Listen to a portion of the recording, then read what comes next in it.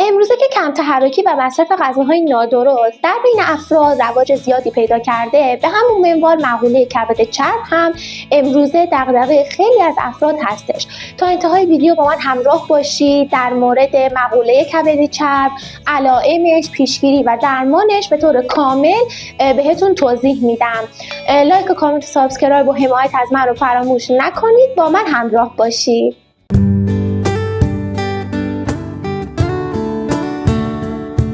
سلام، امیدوارم که حالتون خیلی خوب باشه. به هلت سنتر خیلی خوش اومدین. ببینید دوستان، در حالت کلی تو کبد همه ماها یه مقدار چربی وجود داره که این یک امر طبیعی هستش، اما اگه مقدار این چربی بخواد بیشتر از حد نرمال بشه میتونه برای ما مشکل ساز باشه. حد نرمالش هم 5 الی 10% کل وزن کبد هستش که اگه چربی از این بیشتر بشه در کبد ما میتونه به کبد چرب منجر بشه.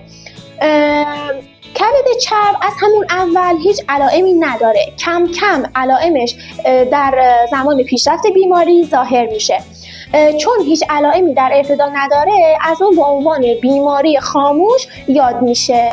در حالت کلی وظیفه کبد این هستش که سموم رو تجزیه و سپس اونها رو دفع بکنه، اما زمانی که شما دچار کبد چرب میشید این امر به خوبی انجام نمیشه و سلول های کبد کم کم شروع به تخریب شدن میشه. ما 2 مدل کبد چرب داریم. مدل اول کبد چرب الکلی هستش. همونطور که از اسمش پیداست، کبد چرب الکلی زمانی به وجود میاد که افراد مقدار زیادی الکل مصرف کنن.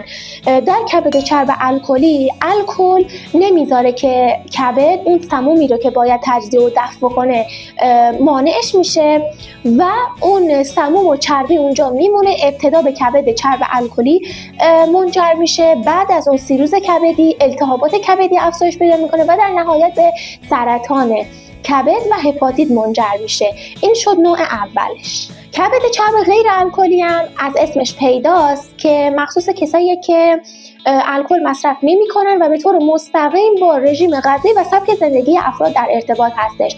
کسانی دچار کبد چرب غیر الکلی میشن که ورزش نداشته باشن، فعالیت بدنی در طول روز نداشته باشن، کم تحرک باشن، غذاهای فرآوری شده، پرچرب و پرنمک زیاد استفاده کنن و روزانه 30 الی 40 دقیقه فعالیت روزانه رو نداشته باشن. دوستان ببینید، شما در طول روز نمیگیم فعالیت‌های سنگینی داشته باشید، ورزش‌های سنگینی داشته باشید، نه اصلا. شما اگه در طول روز 30 الی 40 دقیقه یه سری تمرینات، پیاده روی یا یه سری حرکات داشته باشید که گردش خون شما منظم و به خوبی انجام بشه، اکسیژن رسانی در شما به خوبی انجام بشه و همچنین شما بتونید متابولیسم و سوخت و ساز بدنتون رو افزایش بدید، دیگه به کبد چرب دچار نمیشید. پس روزانه 30 الی 40 دقیقه ورزش رو فراموش نکنید. در مورد علائمش هم میخوام بگم که در ابتدا گفتیم که هیچ گونه علائمی نداره، اما در مراحل پیشرفته علائمی مثل بزرگ شدن کبد، مثل حالت تحول، مثل سرگیجه، مثل ضعف و ناتوانی بدنی و به وجود اومدن لکه‌های پوستی قهوه‌ای رنگ بر روی پوست و در آخر درد در ناحیه سمت راست معده هستش. ببینید دوستان، کبد دقیقاً چسبیده به معده هست، سمت راست معده هست. زمانی که شما در قسمت بالا سمت راست شکمتون، یعنی کنار معده سمت راست، که احساس درد داشتید، این یک علائم هشدار دهنده هستش که شما برید آزمایشات لازم رو انجام بدید و از بروز کبد چرب با خبر بشید. شاید برای خیلیاتون سوال باشه که میگین کبد چرب بیماری خاموش هست، پس از کجا بفهمیم که کبد چرب داریم یا خیر؟ ببینید دوستان، یه چیزی با عنوان BMI یا شاخص توده بدنی وجود داره که شما با محاسبه اون میتونید متوجه بشید که بدن شما، وزن شما در حالت طبیعی قرار داره یا خیر.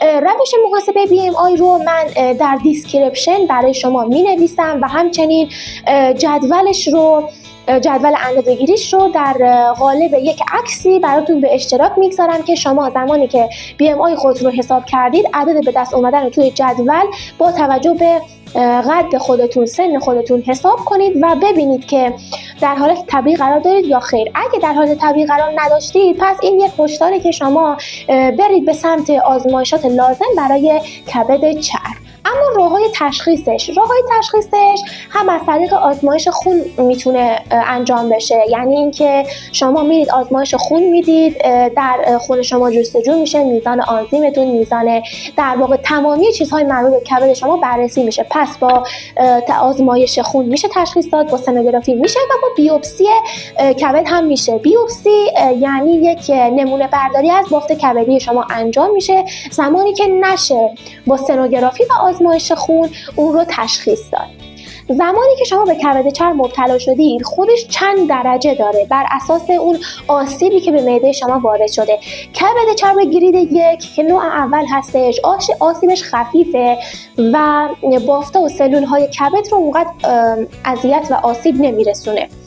نوع دوم کبد چرب گرید 2 هستش که اینجا یه ذره علائمش شدیدتره نسبت به گرید 1 و اینجا شما کم کم باید درمان رو شروع کنید و پشت گوش نندازید تا به گرید 3 که مرحله در واقع خیلی شدیدتر و بدتر هست دچار نشید.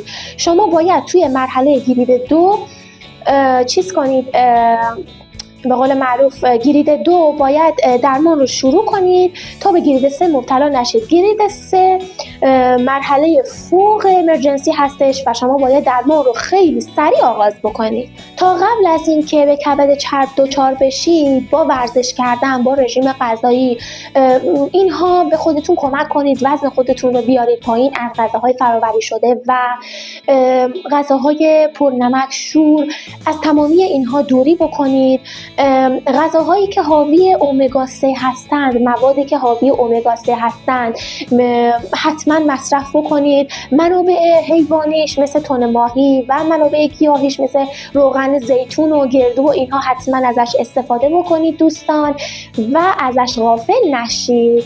از میوه ها و سبزیجات استفاده کنید، مخصوصا سبزیجاتی که برگ سبز و پهنی دارن، از سویا، از تخم مرغ، از تمامی این موادی که دارای امگا 3 و فیبر هستن استفاده کنید. روزانه 30 الی 40 دقیقه ورزش منظم برای خودتون داشته باشید. نرمش های انجام بدید که باعث افزایش سوخت و ساز متابولیسم و همچنین سوزوندن چربی هاتون میشه. و اما غذاهایی که نباید بخورید، اول از همه شما باید دور یه سری از خوراکی ها رو خط بکشید. خوراکی هایی که چرب هستند، دارای اسیدهای چرب اشباع و چرب های ترانس هستند، از اینها باید دوری بکنید. مواد غذایی جدید و مقوی رو جایگزین اینها بکنید. از مواد قندی و شیرینیجات بپرهیزید. از غذاهای فرآوری شده مخصوصا فست فودها بپرهیزید. کسانی که کبد چرب الکلی دارن مصرف الکل براشون ممنوع هستش، به هیچ عنوان نباید استفاده کنن. دوستان تمامی این مواد رو رعایت بکنید. اگر مبتلا نشدید به توصیه‌های من عمل کنید، اگر مبتلا شدید باز هم به توصیه‌های من عمل کنید، چون من برای هر دو گروه افراد روی سخن من هستش و برای هر دو گروه افراد توصیه میکنم به توصیه‌های من عمل بکنید و از من حمایت بکنید. ممنون از نگاه شما. تا یه ویدیوی دیگه، خدا نگهدار.